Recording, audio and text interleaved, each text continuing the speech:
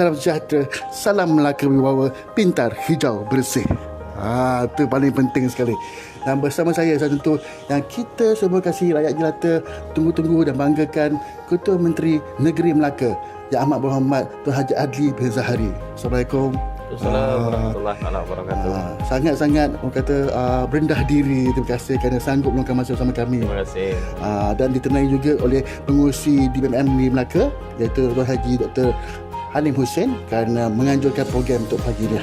Okey, jadi kita mulakan dengan umum.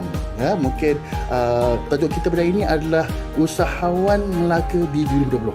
Usahawan Melaka di 2020. Secara amnya, apakah kerajaan Melaka telah lakukan ataupun bakal lakukan untuk mereka? Terima kasih kepada Dewan Perniagaan Melayu Malaysia Negeri Melaka kerana mengadakan program secara live pada pagi ini. Dan kalau kita lihat sebelum saya menjawab terus soalan itu, kita tahu bahawa kerajaan secara asasnya sudah melaksanakan dasar usahawan negara 2030.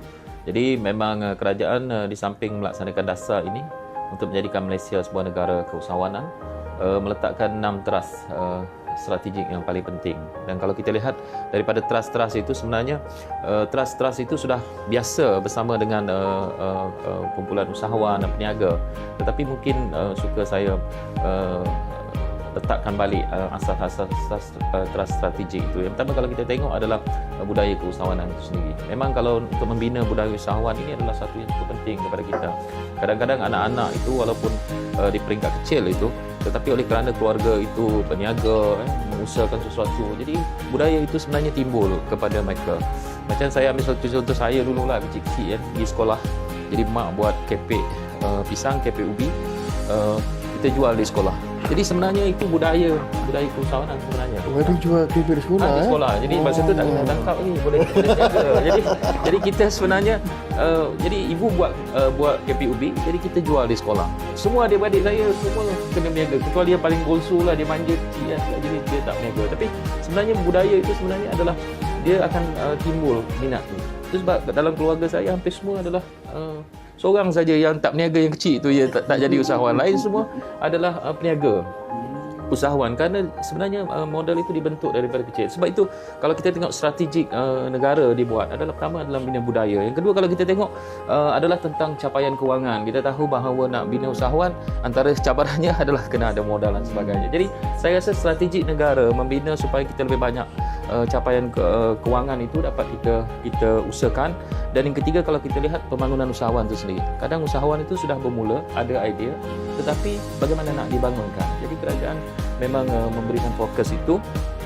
Dan yang keempat, sudah barang pasti inovasi produk, services ataupun perkhidmatan. Kerana kita tahu keusahawanan dua perkara yang sama ada dia menghasilkan produk ataupun dia memberikan perkhidmatan. Jadi kalau kita lihat inovasi kena ada. Dan kalau kita tengok di Melaka ni banyak inovasi yang dibuat oleh golongan usahawan muda. Dan kalau kita tengok produk-produk yang mereka hasilkan cukup banyak. Yang seterusnya adalah prestasi itu sendiri. Jadi saya fikir di samping usahawan-usahawan itu sudah memulakan, prestasi mereka itu mungkin harus dilipat gandakan lagi. Supaya mereka boleh pergi daripada mikro pada kecil kepada sederhana kepada yang lebih besar. Dan yang seterusnya sudah barang pasti yang paling penting adalah mengantarabangsakan keusahawanan itu sendiri. Jadi itu sebab kalau tanya tadi, soalan dia yang utama di Melaka ni apa yang kita usahakan. Sebenarnya pada peringkat awal ini antara yang kita lihat adalah potensi usahawan itu sendiri. Dalam strategi itu, saya ambil strategi yang kedua, capaian kewangan itu. Jadi kita tahu usahawan ni nak berniaga, antara cabaran dia adalah modal.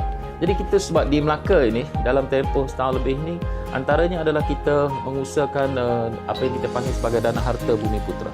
Dana harta Bumi Putra adalah sebahagiannya dia ada 3. Pertama adalah untuk perumahan, yang kedua adalah untuk pinjaman mikro, dan yang ketiga adalah untuk pinjaman peribadi bagi tujuan keusahawanan dan sebagainya. Pinjaman mikro itu yang kita harus memberikan fokus. Kita sekarang sudah meluluskan 5 juta ringgit untuk memberikan peluang kepada usahawan-usahawan muda dan juga kepada usahawan-usahawan sediada negeri Melaka itu untuk mendapatkan peringatan. Bermula daripada November tahun lepas lagi. Sebenarnya kita dah memula dengan dana 1 juta. Tahun ini kita tambah lagi 5 juta supaya mereka boleh membuat pinjaman-pinjaman. Dan setakat ini kita sudah memberikan beberapa pinjaman maksimum adalah RM20,000 dan minimumnya RM3,000. Jadi melalui kaedah itu sebenarnya kita boleh menyokong strategi kerajaan di peringkat nasional itu ialah untuk mendapatkan capaian kewangan tadi. Itu antara yang kita lakukan. Di samping sebenarnya kita bekerjasama juga dengan agensi-agensi kerajaan seperti mana Amanah Ikhtiar Malaysia, seperti mana Pharma dan sebagainya, supaya kita boleh melihat bahawa peranan kementerian dan juga peranan negeri itu dapat kita selaraskan kerana masing-masing mempunyai objektif dan sasaran mereka tersendiri. Saya ambil satu contoh macam Amanah Ikhtiar Malaysia. Mereka mempunyai tahun ini mereka sudah meluluskan dana sebanyak RM50 juta untuk mencari memberikan lebih banyak peluang kepada usahawan-usahawan di Melaka, di mana sasaran mereka pada tahun ini adalah sebanyak 10,000 usahawan yang terlibat dalam pelbagai industri, sama ada pembuatan ataupun perkhidmatan. Itu antara aspek-aspek keusahawanan yang sedang kita berikan fokus. Dan 5 juta tu saya tanya, itu daripada kerajaan negeri sendiri kan, bukan persatuan kan? Dia 5 juta daripada kerajaan negeri. Sebenarnya kita dalam tempoh ini sebenarnya kita mengumpul ialah berdikit-dikit mengumpul duit kita yang kita panggil sebagai dana harta Bumi Putera. Tapi alhamdulillah dalam tempoh setahun lebih ini sebahagian kita dapat kumpul melalui apa yang kita panggil sebagai pinjaman perumahan. Yang sebahagian lagi yang 5 juta itu adalah fokus kita kepada pinjaman mikro, dan saya yakin bahawa dia tidak terhad kepada 5 juta kerana kita mahu dia lebih banyak lagi dapat kita kumpulkan dan dapat kita salurkan kepada usahawan mikro kita dalam bentuk pinjaman. Dan kalau kita lihat antara yang penting adalah dia diusahakan oleh agensi kerajaan negeri sendiri, iaitu Amanah Finance House. Jadi memang sudah barang pasti prosedurnya, kaedahnya adalah diuruskan oleh kerajaan negeri, dan kita faham usahawan-usahawan kita kemampuan mereka untuk buat pinjaman di perbankan sedia ada mungkin agak sukar, tetapi kita akan permudahkan di Amanah Finance House bagi mereka boleh memulakan perniagaan dan ataupun meningkatkan lagi prestasi perniagaan sedia ada.